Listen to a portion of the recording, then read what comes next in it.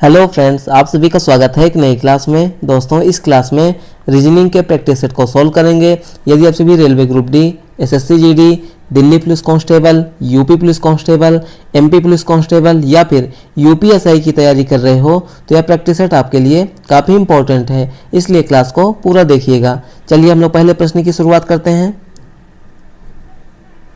देखिए, पहला प्रश्न दिया गया है, कौन सी संख्या नीचे दिए गए संबंध को सही तरीके से पूर्ण करेगी। एनालॉजी का प्रश्न है दोस्तों, कैसे सॉल्व करेंगे आइए देखते हैं। देखिए यहाँ पे दोस्तों क्या है, 27 का अनुपात दिया है 16 से, तो उसी प्रकार से 125 का अनुपात कैसे होगा। इंपॉर्टेंट प्रश्न है, ध्यान दीजिएगा।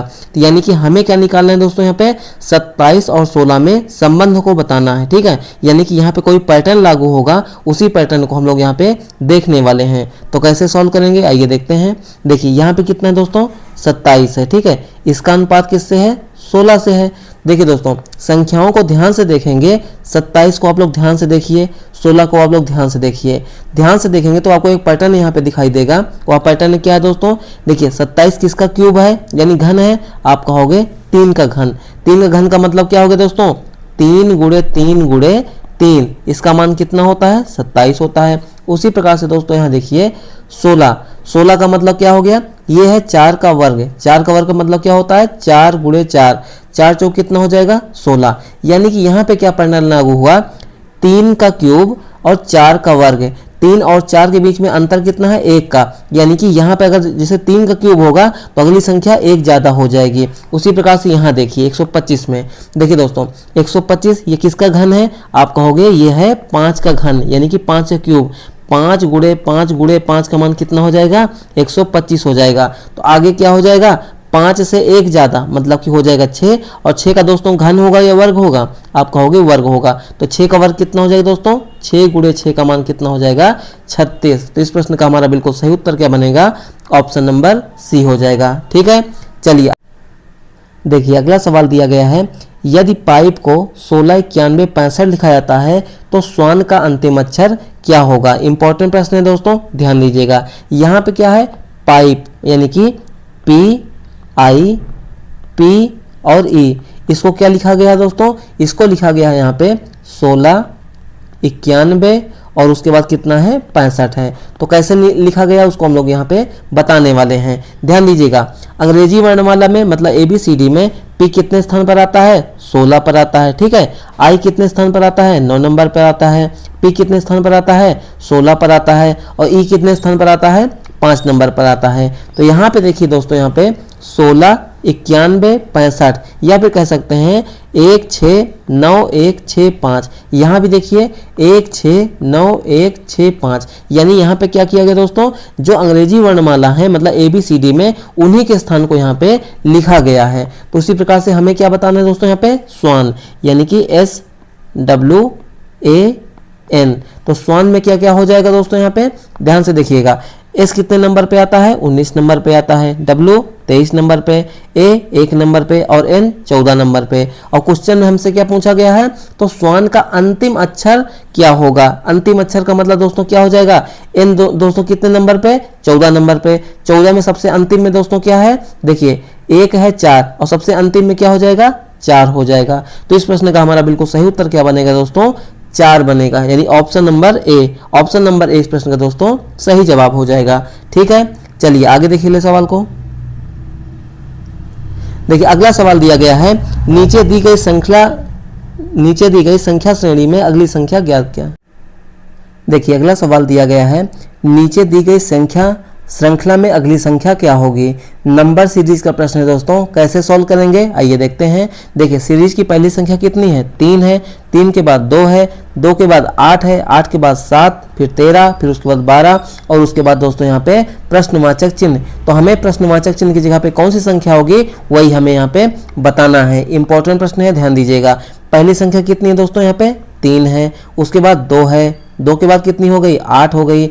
8 के बाद 7 हो गई, उसके बाद 13 हो गई और उसके बाद 12 और उसके बाद दोस्तों यहाँ पे प्रश्नवाचक चिन्ह। तो देखिए दोस्तों यहाँ पे 3 और 2, तो 3 और 2 के बीच में अंतर कितने का है, आप कहोगे यहाँ पे कर दीजिए -1, तो कितना हो जाएगा, 2 हो जाएगा। 2 से 8, तो 2 से 8 हम लोग कैसे पहुंच सकते हैं? तो दोस्तों 2 में हम लोग कितना जोड़ देंगे? 6 जोड़ देंगे, तो कितना हो जाएगा यहाँ पे 8 हो जाएगा। फिर 8 से 7, यहाँ भी कितना हो जाएगा दोस्तों? 8 से कितना घटा देंगे 7 हो जाए? आप कहोगे -1, ठीक है। यहाँ पे देखिए 7 से 13, तो 7 में कितना जोड़ देंगे 13 हो जाए? आप कहोगे +6 जोड़ दीजिए। उसके बाद देखिए यहाँ पे 13 से 12 कितना कम हो गया? -1। तो आगे क्या हो जाएगा? हमारा पैटर्न यहाँ पे क्या लागू हुआ? -1 +6, -1 +6, -1, तो आगे क्या हो जाएगा? +6 हो जाएगा। कितना हो जाएगा? +6 हो जाएगा, यानी कि 12 और +6 कितना हो जाएगा यहाँ पे? 18। तो इस प्रश्न का हमारा सही उत्तर क्या हो जाएगा? ऑप्शन नंबर सी हो जाएगा, ठीक है। चलिए आगे देखिए ले सवाल को। देखिए अगला सवाल दिया गया है, दी गई आकृतियों में से विषम आकृति यानी कि ऑड वन आउट का पता लगाएं। यहाँ पे दोस्तों क्या है? V है, यहाँ पे T है, यहाँ पे L है, यहाँ पे S है। इसमें से हमें बताना है कि कौन सी आकृति विषम है, यानी कि इन सभी में से एक जो है अलग है, ठीक है। तो यहाँ पे देखिए अंग्रेजी वर्णमाला में V दोस्तों कितने नंबर पे? 22 नंबर पे, ठीक है। उसके बाद देखिए T कितने नंबर पे? 20 नंबर पे। उसी प्रकार से L कितने नंबर पे? 12 नंबर पे। और उसी प्रकार से दोस्तों यहाँ पे जो S है कितने नंबर पे? 19 नंबर पे। तो इन सभी अंकों को यानी संख्याओं को ध्यान से देखिए, 22, 20, 12 और 19, तो आपको एक पैटर्न दिखेगा। पैटर्न यहाँ पे दोस्तों क्या दिख रहा है? देखिए 20 हो गया, ठीक है, 22 हो गया और 12 हो गया। ये सभी दोस्तों क्या हैं? सम संख्याएं। क्या है दोस्तों? सम संख्याएं। वहीं पर जो 19 है दोस्तों, यह है विषम संख्या। क्या है दोस्तों? विषम संख्या। तो इस प्रश्न में सबसे अलग कौन सा हो जाएगा? एस, जो कि किस नंबर पे है? यानी डी वाली आकृति। डी वाली आकृति किस नंबर पे है दोस्तों? यहाँ पे बी वाले में। तो इस प्रश्न का हमारा बिल्कुल सही उत्तर क्या हो जाएगा? ऑप्शन नंबर बी हो जाएगा, ठीक है। चलिए आगे देखिए ले सवाल को। देखिए अगला सवाल दिया गया है, नीचे दिए गए 4 विकल्पों में से 3 किसी विशेष तरीके से संबंधित हैं और उस विकल्प का चयन करें जो दूसरों से भिन्न या बेमेल है। यहाँ पे दोस्तों क्या है? पहले वाले ऑप्शन में टका है, यहाँ पे दोस्तों क्या है? कुवैत है, यहाँ पे दोस्तों क्या है? पेसो, और यहाँ पे दोस्तों क्या है? वॉन है, ठीक है। जैसा कि हम सभी जानते हैं दोस्तों, जो टका है, टका क्या है दोस्तों? एक मुद्रा है। किसकी? यह है दोस्तों बांग्लादेश की। किसकी? बांग्लादेश की मुद्रा क्या हो जाएगी? जैसे अपने भारत देश की मुद्रा क्या है? रुपया है। तो यानी कि टका कहाँ का है? बांग्ला का है, ठीक है। और पेसो मुद्रा कहाँ की है? आप लोग जीके भी पढ़ते होंगे तो आपको मालूम होगा, ये है क्यूबा की। क्या है दोस्तों? क्यूबा की करेंसी है, यानी कि मुद्रा है। जबकि वान बताइए कहाँ की मुद्रा है? तो वान है दोस्तों यहाँ पे कोरिया की मुद्रा। कहाँ की? कोरिया की मुद्रा, यानी करेंसी क्या हो जाएगी? वान हो जाएगी। लेकिन जो कुवैत है दोस्तों, यह एक क्या है? कुवैत एक देश है। क्या है दोस्तों? यहाँ पे कंट्री है। यानी कि टका क्या है? एक मुद्रा है। पेसो क्या है? एक मुद्रा है। वान क्या है? एक मुद्रा है। कुवैत क्या है? एक देश है। तो सबसे भिन्न कौन सा हो जाएगा? ऑप्शन नंबर बी, यानी कि कुवैत देश है, बाकी सभी क्या है? यहाँ पे करेंसी है। तो ऑप्शन नंबर 20 प्रश्न दोस्तों सही जवाब हो जाएगा, ठीक है। चलिए आगे देखिए सवाल को।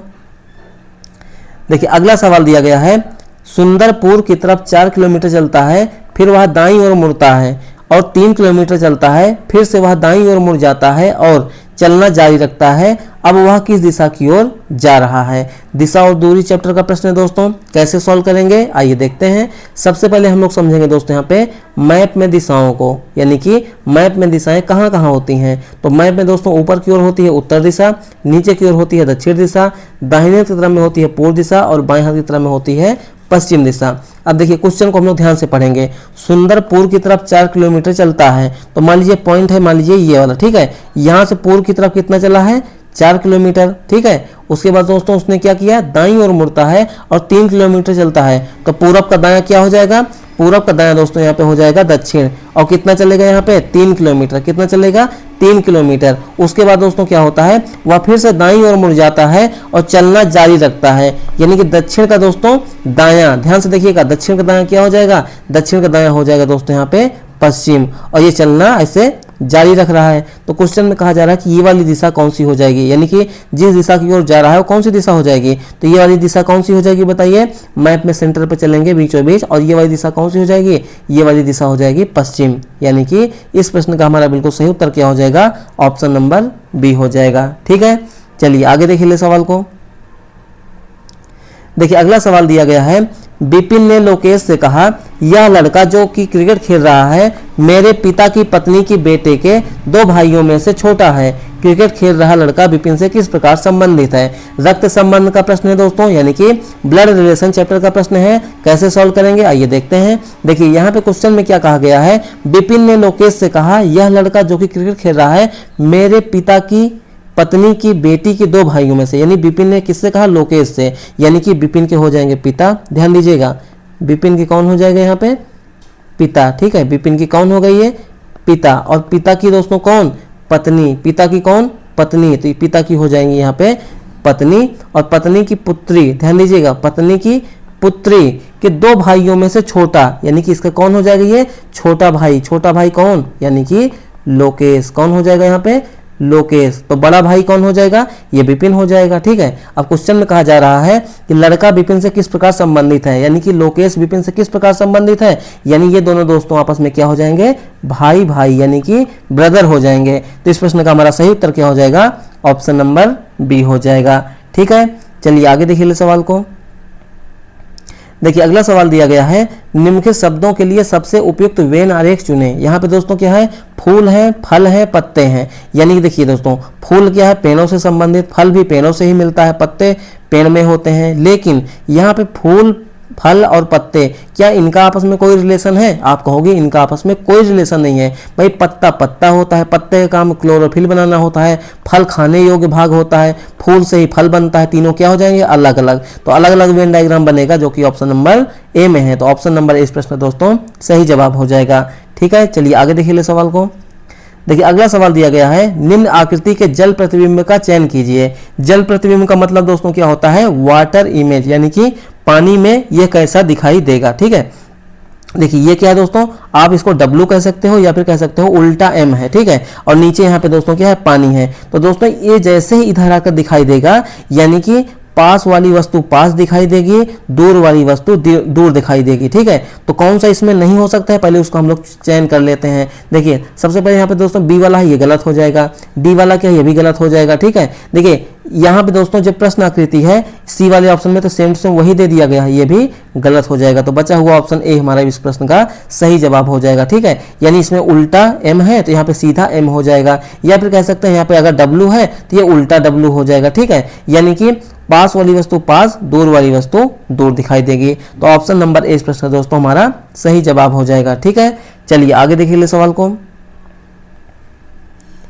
देखिए अगला सवाल दिया गया है, निम्नलिखित विकल्पों में से प्रश्नवाचक चिन्ह के स्थान पर आने वाली संख्या चुने। यहाँ पे दोस्तों क्या है?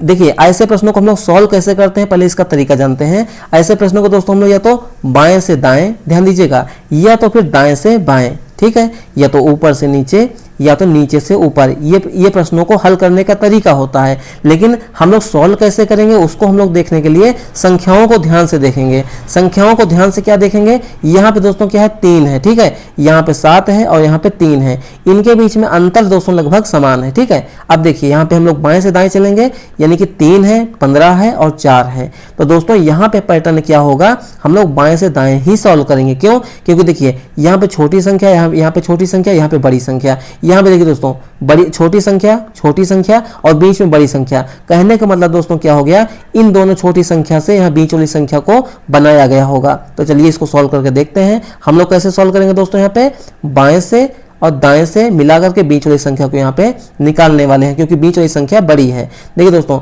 3 और 4 से हम लोग 15 कैसे बनाएंगे? तो 3 को गुणा कर देंगे दोस्तों यहाँ पे 4 से। ठीक है, तो कितना हो जाएगा? 4 3 12, और उसमें 3 जोड़ देंगे, कितना हो जाएगा? यहाँ पे 15 हो जाएगा। उसी प्रकार से यहाँ देखिए 7 और 5 को हम लोग दोस्तों गुणा करेंगे, कितना हो जाएगा? 7 5 35, उसमें 3 जोड़ देंगे, कितना हो जाएगा? 38, जो कि यहाँ पे बीच में दोनों संख्याएं मौजूद हैं। ठीक है, आगे क्या हो जाएगा?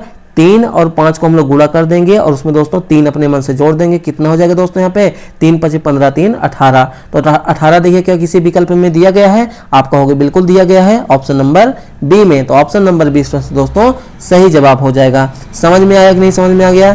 तो ये रहे आज के हमारे मोस्ट इंपॉर्टेंट क्वेश्चन दोस्तों। क्लास आपको कैसी लगी अपना फीडबैक दीजिएगा। चैनल पर नए हैं तो प्लीज चैनल को